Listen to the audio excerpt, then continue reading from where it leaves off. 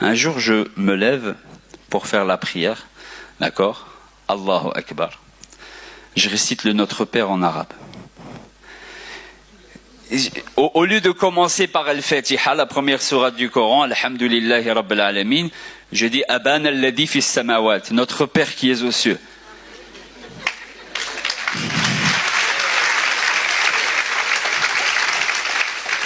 Et là, je vous assure que je me mets une claque dans la prière. Bon, fallait la recommencer, elle était plus valable. Hein.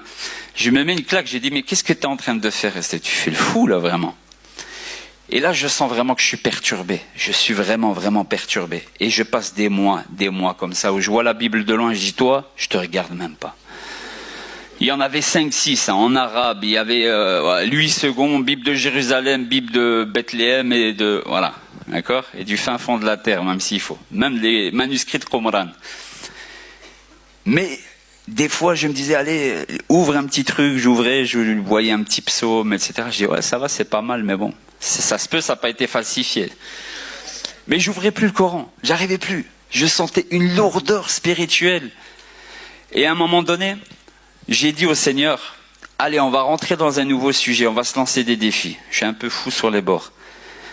Je me dis, l'histoire vient le jour de l'Aïd al-Adha, le jour où on égorge un mouton chez les musulmans, en commémoration de ce que Abraham a fait avec son fils Ismaïl.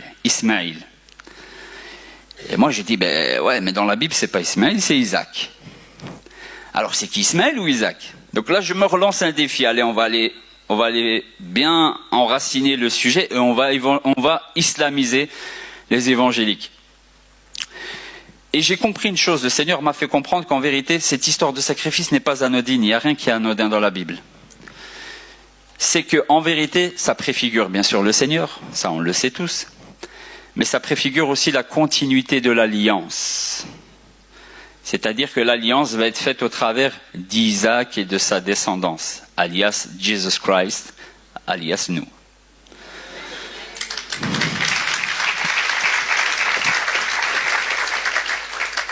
Et ce n'est pas pour rien que la majorité des musulmans pensent que c'est Ismaël. Ismaël, alias l'Arabe, les Arabes, alias Mohammed.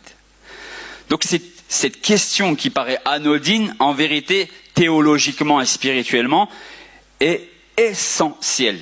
Et là, je me casse la tête. Je me dis, dans la Bible, 4 fois le nom Isaac est mentionné. Pas de souci, pas de problème. Vous allez dans le Talmud, la Mishnah, la Gemara, tout ce que vous voulez, la tradition juive, ils sont d'accord. Dans le Nouveau Testament, Paul va dans le même sens. Épître aux Romains, Galates, etc., on sait que c'est Isaac. L'islam, encore une fois, comme avec la crucifixion, vient 6 siècles après. On veut un nom. Il y a Mohammed, on veut un nom. Le Coran mentionne l'histoire, 0 nom. Interprétation. Et les savants musulmans disent, et lui, et lui, et lui. Comme avec la crucifixion. On ne sait pas si c'est Judas, si c'est Christopher, Jean-Paul, Saïd, Abdurrahman, on ne sait pas. Et donc là, je me dis, mais Seigneur, à chaque fois, ça va être comme ça, cette histoire. Normalement, tu viens 6 siècles après, tu remets en cause une fondation qui existe depuis des millénaires, viens avec un nom, viens avec un descriptif. Tu ne peux pas arriver 60 ans après et dire 600 ans, là on parle de 600 ans, 6 siècles, venir et dire ah mais c'était pas lui à la croix, ok mais c'était qui? Ah Allah ne le dit pas dans le Coran, mais on sait que c'était pas lui. Tu peux pas dire ça, c'est intellectuellement inconcevable. Surtout pour un sujet duquel toute l'humanité dépend aujourd'hui. Les apôtres du Christ, même dans les livres d'exégèse musulmans, sont morts parce que Jésus est crucifié. Dieu trompe les apôtres, qui sont les disciples directs de Jésus, dès le départ. Et après, il nous parle de falsification de Constantin. Mais la falsification, elle vient d'Allah lui-même dès le départ. Et j'en veux pour preuve le verset wa makaru wa makarallah wallahu khairul makirin. Ils ont comploté. Allah a comploté. Et Allah est le meilleur des comploteurs. Alors, on est dans un autre level. Et donc, à ce moment-là, je suis dépité. Je suis dépité. Ma prière musulmane ne me fait plus rien. Je sens que l'islam n'est plus la vérité. Mais je veux pas, moi, de ce Jésus, cette histoire d'Isaac, etc. Je veux pas. Limite, j'ai même envie de devenir un agnostique. Il est là, peut-être, Voilà, j'ai envie de faire mon chemin. Mais malgré tout, il y a quelque chose qui me dit dans mon cœur, parce que je connais la Bible et le Saint-Esprit commence à toquer, à frapper à la porte. Tout ce que vous demanderez en mon nom, Jean 14, Jean 15, je le ferai. Je dis, mais non, non Seigneur.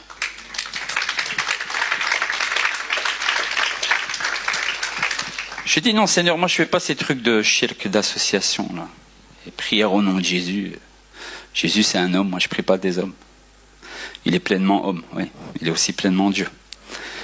Comme l'eau et l'huile qui ne se mélangent pas. Ça c'était une petite punchline pour les jeunes.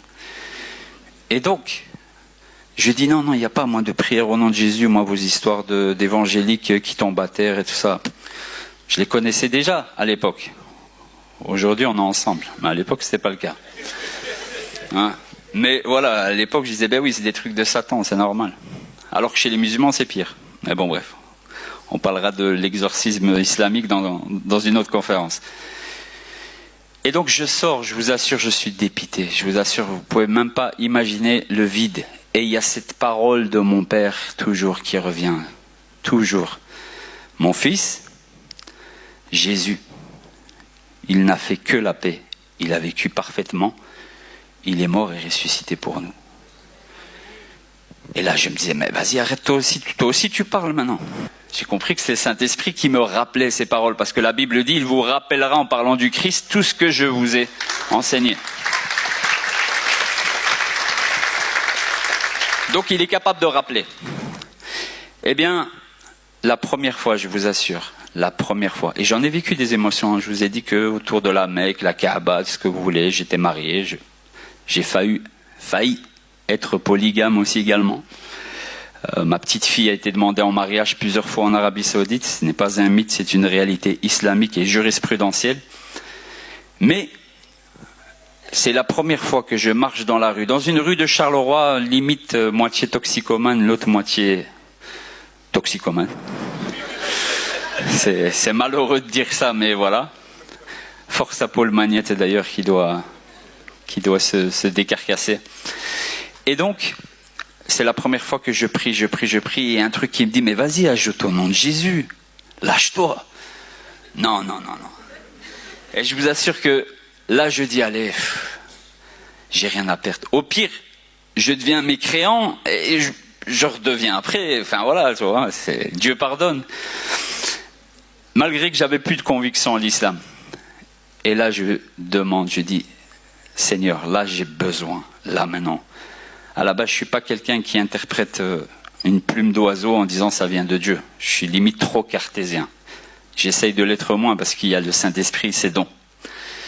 Mais voilà, je suis pas quelqu'un qui va être époustouflé par... même si l'arbre il bouge devant moi, je vais essayer de trouver une raison. Mais le jour-là, je dis allez, je m'abandonne. Je prie, je dis Seigneur, là maintenant, il y a un problème, il faut que tu m'expliques, il faut que tu me donnes quelque chose entre toi et moi, que maintenant je peux vous dire à vous. Un truc, ouais ok je suis d'accord, la crucifixion elle existait, le Coran il est faux, Jésus il est sans péché même dans l'islam, etc. C'est vrai il est extraordinaire, c'est lui qui revient, pourquoi c'est pas un autre, etc. C'est lui qui va juger les vivants et les morts, donc il va juger Mohammed avec. Donc celui qui juge n'est pas comme celui qui est jugé, donc il est supérieur. Je le savais.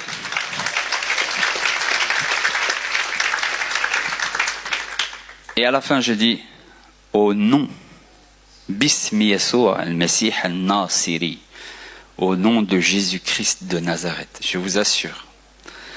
Je vous ai dit, je ne suis pas comme ça. Je sens une chaleur, une puissance. Quelque chose qui m'accable, mais vous voyez, quand quelqu'un vous étouffe, normalement, tu as envie de le frapper, quoi. Mais là, ça m'étouffait, mais on dirait que ça étouffait le mal qu'il y avait en moi. Je me sentais libéré dans l'étouffement. Ah oui, je vous ai dit, la croix, c'est une folie. On l'a dit. Et là, je me sens bien. Et quand je sens, au bout de 30, 40 secondes, que ça commence à me quitter, je parle tout seul, je dis non. Non, où tu vas? Vas-y, reste, quoi. Ouais.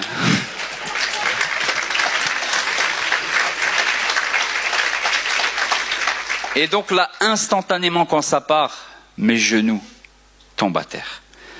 Et là, ce verset ce verset qui est toujours dans ma tête, et je demande au Seigneur que même avec Alzheimer, j'espère ne pas l'avoir, il ne parte pas, car tout genou fléchira. Dans les cieux et sur la terre, au nom de Jésus-Christ.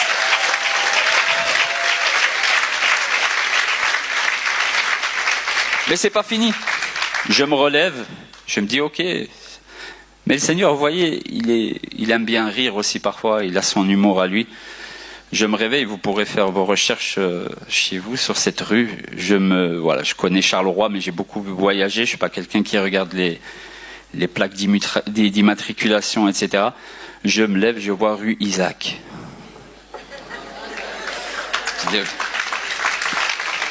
Et je lui avais demandé dans cette prière de m'éclairer sur cette question précise.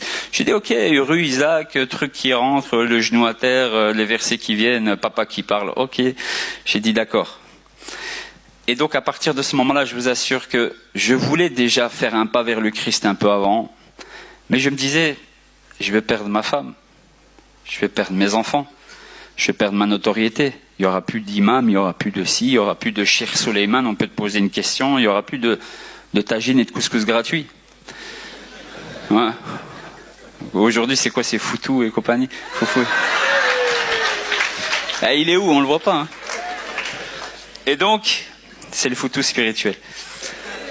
C'est la manne et la caille, mais du ciel.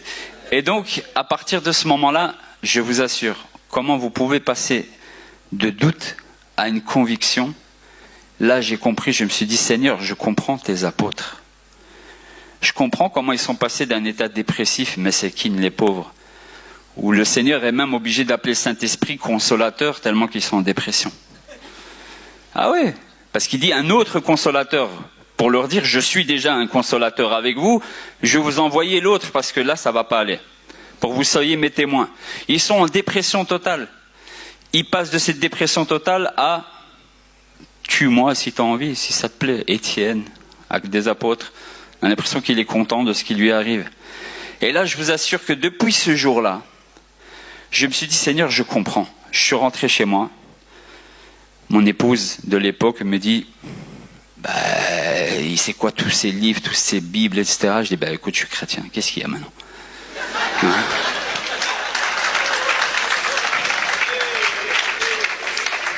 Donc j'ai assumé ma foi. Il y a encore énormément de détails et je vais aller vers la terminaison. J'ai assumé ma foi pleinement. Dieu merci, j'ai conservé mes enfants, vu que j'ai la garde exclusive et aujourd'hui, ils sont dans le Seigneur. Eux qui ont vécu en Arabie Saoudite, etc.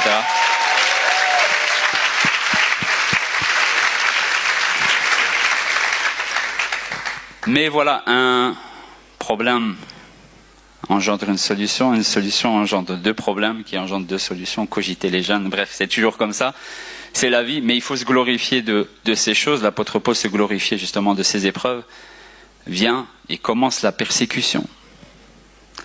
Vous savez, moi, mon islam, qui pour moi est l'islam, n'en déplaise, est un islam rigoriste. Man baddala dinahu faqtuluh, celui qui change de religion, tuez-le. An Ikrima, An Ibn Abbas, An Rasoul l'Islam. Là, je vous ai donné la chaîne de transmission. C'est un hadith qui est authentique, une parole de Mohammed qui est authentique. Oui, mais Bruno, l'interprétation, tu sais, aujourd'hui, 2024, on reconnaît un arbre à ses fruits. Comment les compagnons de Mohammed ont mis en pratique ce texte? C'est eux qui vous ont transmis la religion, donc c'est eux qui l'ont le mieux compris. Comment est-ce qu'ils ont fait? La première bataille que les musulmans ont menée a été faite par le premier calife Abu Bakr al-Siddiq, qui s'appelle Al-Harbu al-Murtaddin, la guerre contre les apostats. Première des guerres dans l'islam, c'est de tuer les apostats. Donc c'est comme ça que les premiers musulmans ont compris ces textes de Mohammed. Donc si d'autres ont une meilleure interprétation que ceux qui vous ont transmis le Coran et le restant, ça veut dire que le problème est coranique et dans le restant, mais pas dans la compréhension actuelle. Syllogisme oblige. Et donc, ma tête est mise à prix. C'est une réalité qui est vécue par beaucoup. Non seulement quand vous quittez l'islam, mais en plus de ça, quand vous décidez de témoigner, et qui plus est dans mon cas, d'expliciter vos choix, dans l'amour et dans la miséricorde, car le Christ n'est qu'amour. Lorsque Jésus ressuscite, regardez la patience qu'il prend à faire avec certains de ses disciples tout le chemin pour leur expliquer exactement où il fallait qu'il meure et qu'il ressuscite. Eh bien, revêtez-vous de cette patience devant la communauté musulmane et entre vous, déjà premièrement, avant tout et pour tout. Et donc, j'ai essayé tant bien que mal de répondre à mes frères et sœurs, mes bien-aimés musulmans. Et est arrivé quelque chose, je suis désolé pour certains et certaines qui ont peut-être perdu des gens durant cette période, le Covid, Dieu merci. Je sais pas, ça parle peut-être pas de la même manière à tout le monde, mais ça a vraiment apaisé toutes ces tensions qui sont amenées à ressortir. Mais je terminerai sur ce message. L'islam radical, c'est une chose. Christ, c'est une chose. Mais sans le Saint-Esprit, rien ne se passe.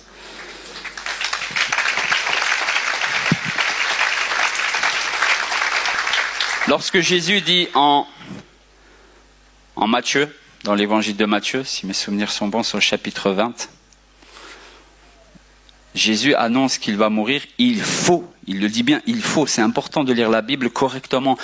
Il faut qu'il aille à Jérusalem, qu'il soit d'abord matraqué de coups, pas simplement une crucifixion comme les deux voleurs à côté, qui souvent dans les films, ils n'ont aucune marque. Ils sont bien, eux, au fait, limite. Non, Jésus, il a d'abord été matraqué. Et il le dit, il faut qu'il aille à Jérusalem, qu'il aille à la croix, qu'il meure, qu'il ressuscite. L'apôtre Pierre aura une réaction d'amour. Une réaction envers une personne qu'on aime tellement qu'on a envie de se dire, mais non, pars pas maintenant.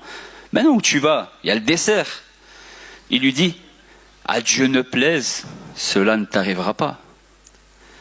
Regardez la réaction de Jésus. Pourtant, Jésus, vous savez la douceur qu'il a. Mais la sagesse n'est pas d'être constamment doux. La sagesse, c'est de remettre les choses dans le remplacement. Quand il faut être dur, on est dur. Quand il faut être doux, on est doux. Quand il faut rentrer dans le temple et tout saccager, on saccage tout pour la gloire de Dieu. Eh bien, Jésus va dire, arrière de moi, Satan. Au même Pierre qui dit avant, surtout Pierre, sur cette pierre, sur ton témoignage, sur moi-même, on va pas rentrer dans, voilà, je bâtirai mon église. Ce même Pierre qui sera amené à paître son troupeau, où le Seigneur lui dira par 3 fois, Pierre, m'aimes-tu, m'aimes-tu, m'aimes-tu? Ben oui, Seigneur, tu connais toutes choses. Eh bien, paie mon troupeau. Ce même Pierre, Jésus dit, arrière de moi, Satan. Vous voyez? Ce jour-là, en lisant ce verset, je me suis dit, waouh, si juste le fait de remettre en cause la crucifixion avec de bonnes intentions fait de toi quelqu'un qui n'a pas les pensées de Dieu et arrière de moi Satan, que dire d'une religion qui l'efface complètement? Et ça, c'est une réalité. Il ne faut pas tergiverser avec ça. Celui qui enlève le seul qui est le chemin, la vérité et la vie, enlève l'accès au Père. Car personne ne peut aller au Père si ce n'est par moi.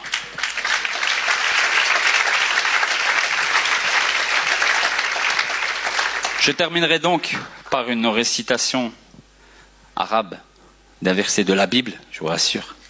Je ne suis pas là pour vous islamiser.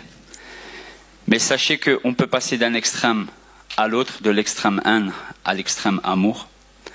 Et que suivre Jésus de tout votre cœur, de toute votre âme, de toutes vos forces ne vous mènera qu'à une seule chose. Il n'y a pas de plus grand amour que de donner sa vie pour ceux que l'on aime.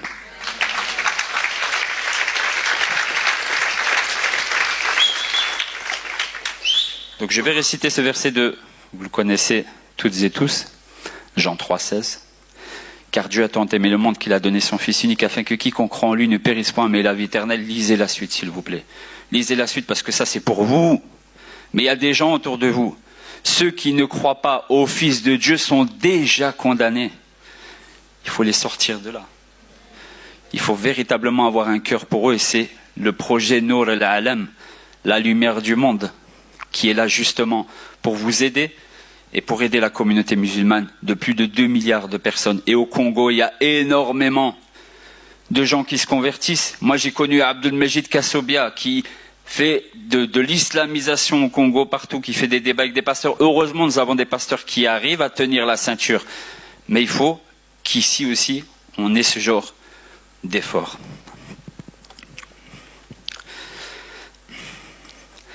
لأنه هكذا أحب الله العالم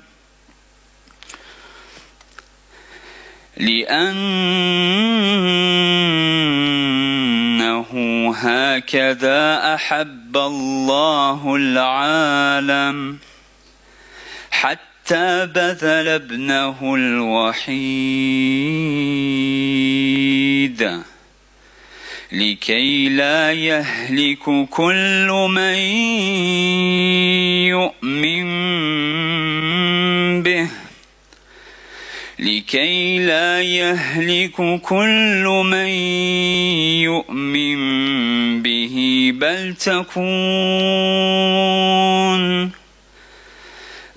تكون له الحياة الأبدية آمين. Car Dieu a tant aimé le monde qu'il a donné son Fils unique.